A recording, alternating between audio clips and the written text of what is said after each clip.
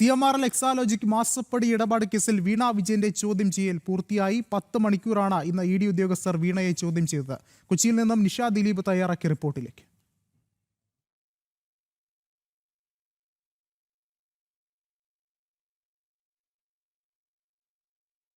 CMRL Exalogic മാസപ്പടി ഇടപാടിൽ മുൻ മുഖ്യമന്ത്രിയും നിലവിലെ പ്രതിപക്ഷ നേതാവുമായ പിണറായി വിജയന്റെ മകൾ വീണ വിജയനെ ഇന്ന് 10 മണിക്കൂറാണ് ED ചോദ്യം ചെയ്ത്.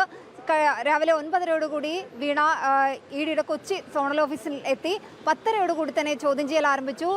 8:30 വരെ ചോദ്യം ചെയ്യൽ തുടർന്നു. നീണ്ട 10 മണിക്കൂറാണ് വീണ ചോദ്യം ചെയ്യലിന് ഹാജരായത്. പ്രധാനമായും ഇതിൽ ഏറ്റവും പ്രധാനപ്പെട്ടത് SFIOയുടെ പക്കൽ നിന്ന് ലഭിച്ച സാക്ഷ്യപ്പെടുത്തിയ മൊഴിപ്പകർപ്പുകളും ഒപ്പം തന്നെ CMRL എക്സാലോജിക്കും വീണയുമായി ഒപ്പുവെച്ച കരാറുകളും ഒപ്പം വീണയുടെ ബാങ്ക് സ്റ്റേറ്റ്മെന്റുകളും അടക്കമുള്ള നിർണായക രേഖകൾ SFIOയിൽ നിന്നും EDക്ക് ലഭിച്ചിരുന്നു. ഈ നിർണായക രേഖകൾ മുന്നിൽ വെച്ചുകൊണ്ടായിരുന്നു, അല്ലെങ്കിൽ ഈ നിർണായക രേഖകളുടെ സാന്നിധ്യത്തിൽ തന്നെയായിരുന്നു ഇന്ന് വീണ വിജയനെ 10 മണിക്കൂർ സമയം ED ചോദ്യം ചെയ്തത്. എന്തായാലും CMRL എക്സാലോജിക് ഇടപാടുമായി ബന്ധപ്പെട്ടുള്ള ചോദ്യങ്ങൾ മാത്രമല്ല, ഈ CMRLന് വീണയുടെ എക്സാലോജിക്ക് ചെയ്യാത്ത സേവനത്തിനാണ് പണം നൽകിയത് എന്ന് കണ്ടെത്തിയിരുന്നു. എന്തായാലും കള്ളപ്പണ ഇടപാടുകളടക്കം ഇതിൽ നടന്നിട്ടുണ്ട് എന്നതിൻ്റെ വെളിച്ചത്തിൽ തന്നെയാണ് ED കേസന്വേഷണവുമായി മുന്നോട്ട് പോകുന്നത്. എന്തായാലും ആ രീതിയിലുള്ള ചോദ്യങ്ങൾ തന്നെയാണ് ഇന്നും വീണയോട് ചോദിച്ചത്.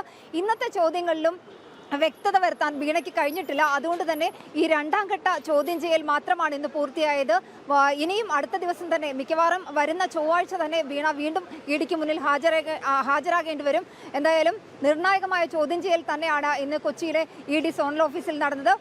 വീണ നീണ്ട 10 മണിക്കൂർ ചോദ്യം ചെയ്യലിന് വിധേയമായ ശേഷം രാത്രി 8:30 പുറത്തേക്ക് ഇറങ്ങിയത്.